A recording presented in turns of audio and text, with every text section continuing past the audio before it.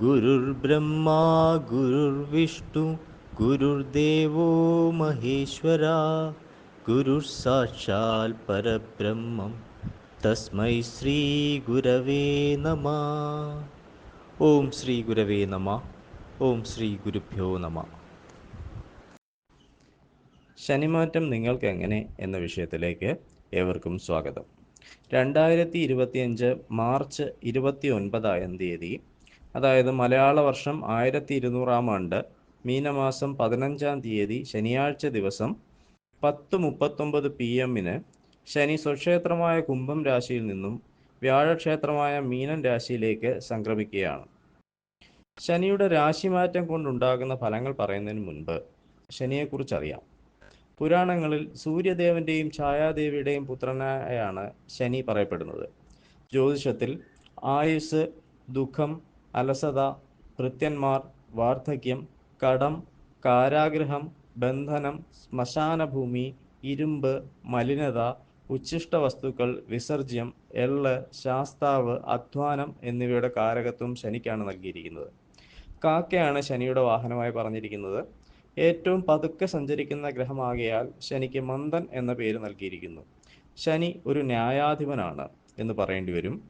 യാതൊരു പ്രിയമോ അപ്രിയമോ കൂടാതെ ഓരോരുത്തരും ചെയ്ത കർമ്മങ്ങളുടെ അടിസ്ഥാനത്തിൽ ന്യായവും ശിക്ഷയും നടപ്പാക്കുന്ന ഒരു ന്യായാധിപൻ.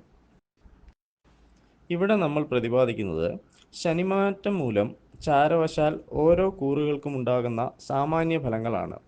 അതിനു മുൻപ് കൂറ് എന്താണെന്ന് പറയാം.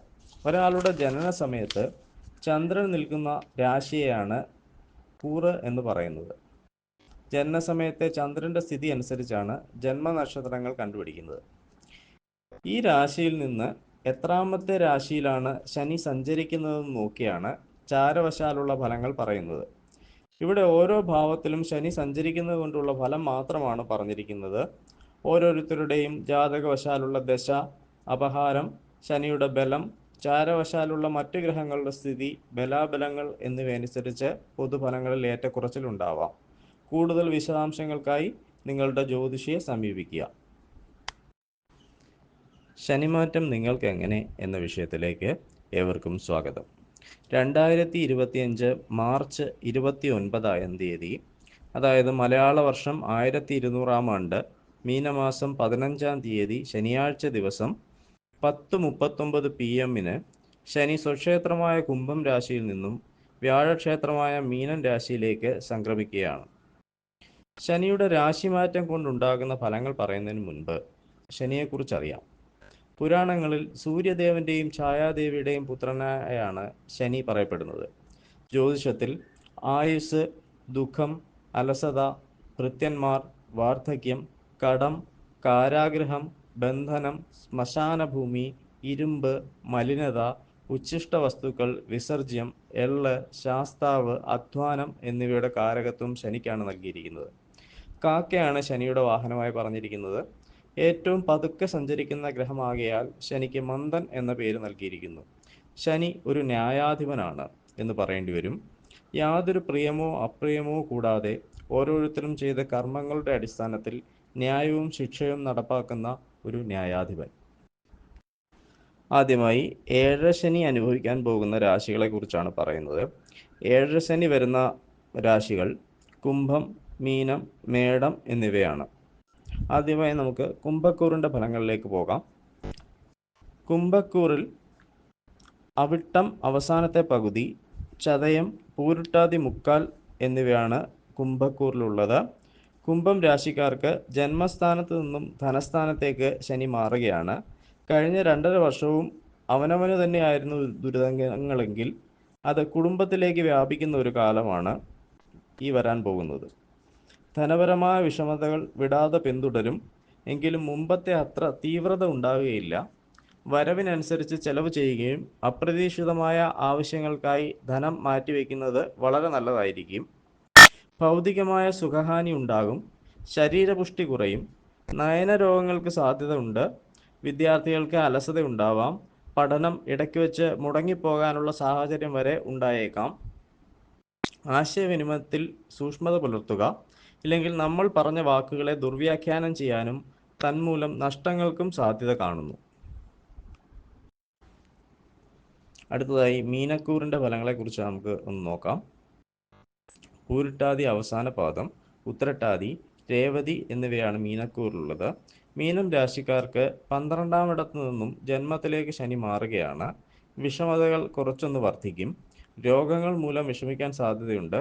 രോഗലക്ഷണങ്ങളെ അവഗണിക്കാതെ തുടക്കത്തിൽ തന്നെ വിദഗ്ധ ചികിത്സ തേടുന്നത് അഭികാമ്യമാണ്. വിഷഭയം ഉണ്ടാകാൻ സാധ്യതയുണ്ട്. വിഷഭയം കൊണ്ട് ഉദ്ദേശിക്കുന്നത് തേള്, പഴുതാര, പാമ്പ് മുതലായവയുടെ ദംശനമോ ഭക്ഷണത്തിലെ വിഷാംശമോ അല്ലെങ്കിൽ പഴകിയതോ അഹിതമായതോ ആയ ഭക്ഷണം കഴിക്കുന്നത് മൂലമുള്ള ബുദ്ധിമുട്ടുകളോ ആകാം. അടുത്ത ബന്ധുക്കളെ പിരിഞ്ഞിരിക്കേണ്ടതായ അവസ്ഥയുണ്ടാകും. അന്യദേശത്തേക്ക് പോകേണ്ടി വരിക, ധനപരമായ ബുദ്ധിമുട്ടുകൾ എന്നിവയും മീനക്കൂറുകാർക്ക് പ്രതീക്ഷിക്കാം. അടുത്തത് മേടക്കൂറിൻ്റെ ഫലങ്ങളിലേക്ക് ശ്രദ്ധിക്കാം. അശ്വതി, ഭരണി, കാർത്തികയുടെ ആദ്യപാദം എന്നിവയാണ് മേടക്കൂറിലുള്ളത്.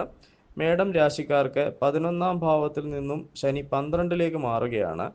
11-ലെ ശനി നൽകിയ ശുഭഫലങ്ങൾ പതിയെ പതിയെ ഇല്ലാതാകും. വളരെ നല്ല കാലഘട്ടത്തിൽ നിന്നും ദുഷ്കരമായ കാലത്തിലേക്കുള്ള ഈ മാറ്റവുമായി പൊരുത്തപ്പെടാൻ കുറച്ച് സമയമെടുക്കും. ശുഭാപ്തി വിശ്വാസം പുലർത്തുക. എല്ലാ കാര്യങ്ങളിലും മന്ദഗതിയിലാകും. അപ്രതീക്ഷിതമായ തടസ്സങ്ങൾ നേരിടേണ്ടതായി വരും. സഹായികൾ അകന്നു തുടങ്ങും. ശത്രുക്കൾ തലപൊക്കും. ദുഷ്ചെലവുകൾ, ഭാര്യാപുത്രാദികൾക്ക് അസുഖം എന്നിവ ഉണ്ടായേക്കാം. അലച്ചിൽ, മനപ്രയാസം, ബന്ധുക്കളുടെ വിരോധം എന്നിവ നേരിടേണ്ടതായി വരാം. ഇനി കണ്ടകശനി അനുഭവിക്കാൻ പോകുന്ന കൂറുകളെ കുറിച്ചാണ് പറയുന്നത്. മിഥുനം, കന്നി, ധനു എന്നീ രാശികൾ ജനിച്ചവർക്കാണ് ഇത് സംഭവിക്കാൻ പോകുന്നത്. ആദ്യമായി മിഥുനക്കൂറിൻ്റെ ഫലങ്ങളിലേക്ക് വരാം. മകേരം അവസാനത്തെ പകുതി, തിരുവാതിര, പുണർതം, മുക്കാൽ എന്നിവയാണ് മിഥുനക്കൂറിലുള്ളത്. ഇവർക്ക് കർമ്മസ്ഥാനത്താണ് ശനി മാറുന്നത്. തൊഴിൽ രംഗത്തുണ്ടാകുന്ന ബുദ്ധിമുട്ടുകളാണ് പ്രധാനമായി അനുഭവപ്പെടുന്നത്. കർമ്മഗുണം കുറയും. സഹായിക്കേണ്ടവർ തന്നെ കർമ്മതടസ്സം സൃഷ്ടിക്കാം. കീഴുദ്യോഗസ്ഥർ പ്രതീക്ഷയ്ക്കനുസരിച്ച് ഉയർന്നില്ല എന്ന് വരാം. മേലധികാരികളുടെ അപ്രീതി ഉണ്ടാകുന്ന പ്രവൃത്തികൾ ഒഴിവാക്കുക. ആരെയും കണ്ണടച്ച് വിശ്വസിക്കാതിരിക്കുക. കർമ്മരംഗത്തെ നിയമങ്ങളും പെരുമാറ്റച്ചട്ടങ്ങളും നിഷ്കർഷയോടെ പാലിക്കുക. എല്ലാ കാര്യത്തിലും സൂക്ഷ്മതയും ശ്രദ്ധയും പുലർത്തുക. അവിഹിതമായ മാർഗത്തിലൂടെയുള്ള ധനസമ്പാദനത്തിന് ശ്രമിക്കരുത്. അത് തൊഴിൽ നഷ്ടത്തിന് വരെ കാരണമായേക്കാം. അനാവശ്യമായ അഭിപ്രായ പ്രകടനങ്ങൾ അപമാനത്തിന് വഴിവെക്കാം. അടുത്തത് കന്നിക്കൂറിൻ്റെ ഫലങ്ങളാണ്. ഉത്തരം, മുക്കാൽ, അത്തം, ചിത്തിരയുടെ ആദ്യത്തെ പകുതി എന്നിവയാണ് കന്നിക്കൂറിലുള്ളത്. ഇവർക്ക് കളത്രസ്ഥാനത്തേക്കാണ് ശനി മാറുന്നത്. ഈ കാലയളവിൽ ഭാര്യാപുത്രാദികളുമായി കലഹത്തിന് സാധ്യതയുണ്ട്. കുടുംബാംഗങ്ങളുമായി ആരോഗ്യകരമായ ബന്ധം കാത്തു സൂക്ഷിക്കേണ്ടത് അത്യാവശ്യമാണ്. ചിലർക്ക് സ്വദേശം വിട്ടുപോകാനോ അന്യദേശങ്ങളിൽ തൊഴിൽ ലഭിക്കാനോ സാധ്യതയുണ്ട്. വൃഥാസഞ്ചാരം, അലച്ചിൽ, കാര്യതടസ്സം എന്നിവ അഭിമുഖീകരിക്കേണ്ടതായി വരും. ചിലർക്ക് വിവാഹം നടക്കുകയോ അതിനെ തുടർന്ന് ചില അസ്വസ്ഥതകൾ ഉണ്ടാകുകയോ ചെയ്യാൻ സാധ്യതയുണ്ട്. യാതൊരു ബന്ധവുമില്ലാത്ത കാര്യങ്ങൾക്ക് പഴിയും ദുഷ്പേരും കേൾക്കേണ്ടതായി വരും. ധനപരമായി അത്ര നല്ല കാലമല്ല. അടുത്തത് ധനുക്കൂറിൻ്റെ ഫലങ്ങളാണ്. മൂലം, പൂരാടം, ഉത്രാടം, ആദ്യപാദം എന്നിവയാണ് ധനുക്കൂറിലുള്ളത്. ഇവർക്ക് സുഖസ്ഥാനത്തേക്കാണ് ശനി മാറുന്നത്. എല്ലാ പ്രകാരത്തിലുള്ള ഭൗതിക സുഖങ്ങൾക്കും തടസ്സം നേരിടും. ആത്മവിശ്വാസം കുറയും. മനോദുഃഖങ്ങൾക്ക് സാധ്യത. മാതാവിനോ മാതൃതുല്യർക്കോ അരിഷ്ടതകൾക്ക് സാധ്യത കാണുന്നു. കലഹപ്രവണത ഉടലെടുക്കും. കർമ്മഗുണം കുറയും. ധനപരമായ പ്രയാസങ്ങൾ അലട്ടും. ഗൃഹത്തിനും വാഹനത്തിനും കേടുപാടുകൾ ഉണ്ടാകാം. കുടുംബസുഖം കുറയും.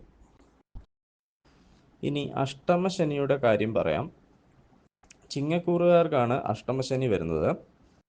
ചിങ്ങക്കൂറിൽ മകം, പൂരം, ഉത്രത്തിൻ്റെ ആദ്യപാദം എന്നീ നക്ഷത്രങ്ങളാണുള്ളത്.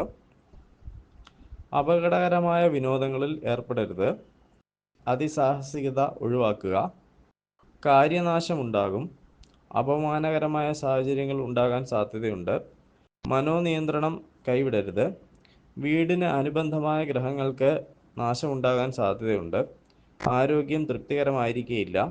ധനപരമായി അനുകൂല അവസ്ഥ ആയിരിക്കില്ല. ബന്ധുക്കളുമായി കലഹിക്കേണ്ടതായി വരും. സന്താന ഗുണം കുറയും. ഇടവക്കൂറ്, തുലാക്കൂറ്, മകരക്കൂറ് എന്നിവയ്ക്ക് ശനിമാറ്റം പ്രായേണ അനുകൂലമായ ഫലങ്ങളായിരിക്കും തരുന്നത്. കർക്കിടകക്കൂറിനും വൃശ്ചികക്കൂറിനും സമ്മിശ്രമായ ഫലങ്ങളായിരിക്കും അനുഭവപ്പെടുക. ഇനി ശനിദോഷത്തിനുള്ള പരിഹാരങ്ങളാണ് പറയുന്നത്. വൃദ്ധർ, വികലാംഗർ, രോഗികൾ എന്നിവരോട് അനുകമ്പയോടെ പെരുമാറുക.